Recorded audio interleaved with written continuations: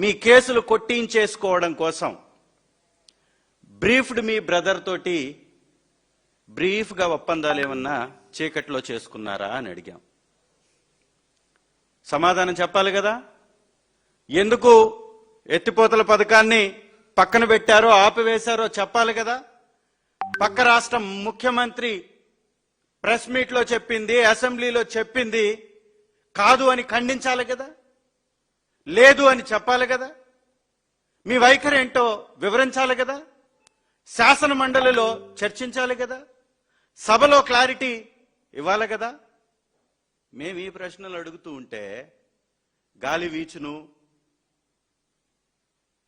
మబ్బులు ఆకాశంలో కనపడుతున్నాయి, లేదా పిట్టలు రెట్టలు వేశాయి, ఈ ఆన్సర్లా మీరు చెప్పేది? విలువైనటువంటి సభా సమయాలను వృధా చేస్తూ, పనికి మాలినటువంటి ప్రసంగాలతో కాలయాపన చేస్తూ, రాష్ట్ర ప్రజల్ని పక్కదోవ పట్టించటానికి మైకుల్ని కట్ చేస్తూ, మీరు మాట్లాడితే ఏమో మైకుల్లో మ్యాజిక్లు జరిగిపోతున్నాయి, మేం మాట్లాడితే ఏమో ఆగిపోతున్నాయి. గంటల కొద్దీ సభల్లో మైకులు ఆగిపోవడానికి కారణం కూడా మా మాటలు, మా గొంతులు నొక్కేయడమే అనేది రాష్ట్ర ప్రజలందరూ కూడా అర్థం చేసుకుంటున్నారు. ఏ ప్రయోజనాల కోసం మీరు చర్చించారు, ఏ స్వార్థ ప్రయోజనాల కోసం మీరు లాలూచి పడ్డారు, ఈ రాష్ట్ర భవిష్యత్తుని తాకట్టు పెట్టారు రేవంత్ రెడ్డి గారి దగ్గర, అది కదా అడుగుతుంది. వీళ్ళు చేసేటటువంటి కార్యక్రమాలకి, చెప్పేటటువంటి శ్రీరంగ నీతులకి సంబంధాలే ఉండవు. పగలేమో బీజేపీ తోటి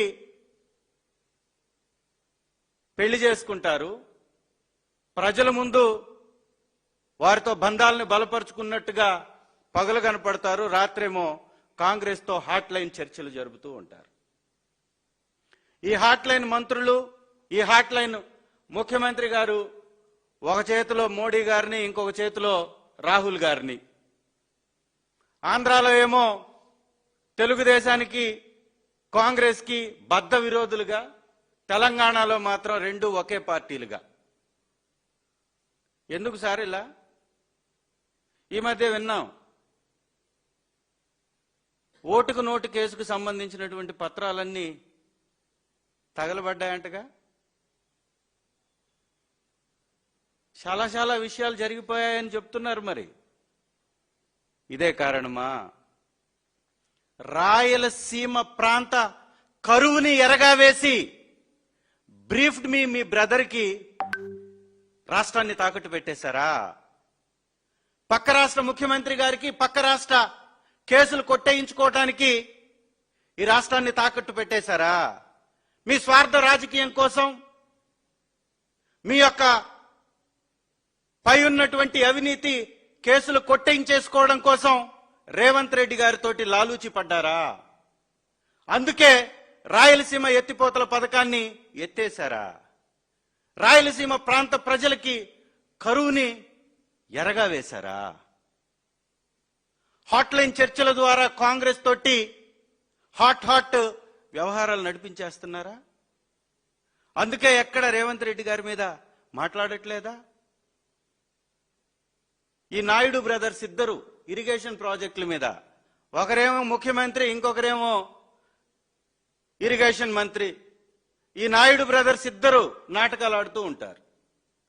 ఈ మధ్య చూసాం మనం వెలుగొండ ప్రాజెక్టుకి మొన్న వస్తే నిన్న క్యాట్ వాకా సార్, అది ర్యాంపు వాకా, నానా తంటాలు పడిపోతున్నాడు. క్యాట్ వాకులు, ర్యాంపు వాకులు చేస్తూ చంద్రబాబు నాయుడు గారు ఎప్పుడు అబద్ధాలు చెప్పడం అంట. చెప్పేయండి నీ అబద్ధాలైతే అసలు ఎప్పుడు మంచి చెప్పనని చెప్పు, ఎప్పుడు నిజాలు మాట్లాడనని చెప్పు. నిజంగా కూడా ఈ రాష్ట్రానికి, రాయలసీమ ప్రజలకి సంజీవిని అయిన, ప్రాణదాయిని అయినటువంటి ప్రాజెక్టుల్ని తాకట్టు పెట్టేస్తూ పక్క రాష్ట్రాలకి అసలు వృధా, దానివల్ల ఉపయోగం లేదు రాయలసీమ ఎత్తిపోతల పథకం వలన అంటాడు. ఏమన్నా మాట్లాడడానికి కొంచెమన్నా జ్ఞానం ఉందా? పక్క రాష్ట్రం రోజుకి 8 టీఎంసీల వాటర్ని ఎత్తుకుపోతుంటే, 8 టీఎంసీల సామర్థ్యంతో నీటిని తోడుకునేటటువంటి ప్రాజెక్టులు వాళ్ళు నిర్మించుకుంటుంటే, పైనున్నటువంటి కర్ణాటక నీ హయాంలో గతంలో ఆల్మట్టి ద్వారా 120 టీఎంసీలు అదనంగా ఎత్తు పెంచుకొని కొట్టేసుకుంటే ఈరోజు తెలంగాణ రాష్ట్రం అనేక ప్రాజెక్టులు కట్టి 8 టీఎంసీలు ఎత్తుకుపోసుకుంటూ ఉంటే మనం ఎంతసారి తీసుకుంటుంది? మనకు వస్తుంది ఎంత? కేవలం 0.63 టీఎంసీలు రోజుకి మన సామర్థ్యం. నిజంగా నేను అడుగుతున్నా చంద్రబాబు నాయుడు గారిని, ఇంత దుర్మార్గం ఇంకోటి ఉంటుందా? 8 టీఎంసీలు వారెత్తుకుపోవడం ఏంటి? మనం రోజుకు 3 టీఎంసీలు తీసుకొచ్చుకోవటానికి పోతిరెడ్డిపాడు ద్వారా 990 కోట్లు వెచ్చించినటువంటి వైఎస్ఆర్ కాంగ్రెస్ పార్టీ ప్రభుత్వం, పక్క రాష్ట్రం వ్యతిరేకించిన, వాటర్ బోర్డు వ్యతిరేకించిన పనులు కంటిన్యూ చేశాం మనం వైఎస్ఆర్ కాంగ్రెస్ పార్టీ హయాంలో. మరి మీరెందుకు సార్ ఇవాళ మినమేషాలు లెక్క పెడుతున్నారు? నిజంగానే లాలూచి పడ్డారనేది వాస్తవమేనా? అందుకేనా ఈ యొక్క కార్యక్రమాలన్నీ మీరు చేస్తుంది? అసలు మీ వైఖరి ఏంటి? శాశ్వతంగా వైఎస్ఆర్ కాంగ్రెస్ పార్టీ మీద నిందలు వేసి రాజకీయ లబ్ధి పొంది ఈ రాష్ట్ర భవిష్యత్తుని తాకట్టు పెట్టాలనుకుంటున్నారా పక్క రాష్ట్రానికి? అది ఖచ్చితంగా ఇది దుర్మార్గమైనటువంటి ప్రక్రియ.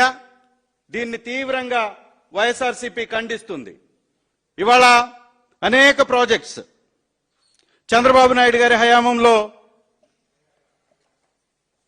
నిర్లక్ష్యానికి గురైనటువంటి అనేక ప్రాజెక్ట్ని వైఎస్ఆర్ కాంగ్రెస్ పార్టీ మేము వచ్చిన తర్వాత పూర్తి చేశాం.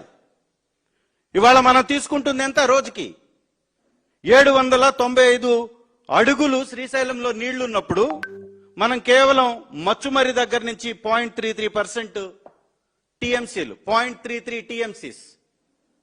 రెండవది మాల్యాల దగ్గర 834 అడుగులు నీరున్నప్పుడు మాత్రమే 0.3, అంటే 1 టీఎంసీ కన్నా కూడా లోపలే మనం తీసుకుంటున్నాం వాటర్ని. ఇంకా సిగ్గుపడరా మీరు? దాదాపు 5 సంవత్సరాలు ముఖ్యమంత్రిగా మీ పార్టీ అధికారంలోకి వచ్చినా కూడా ఇంకా సిగ్గుపడరా?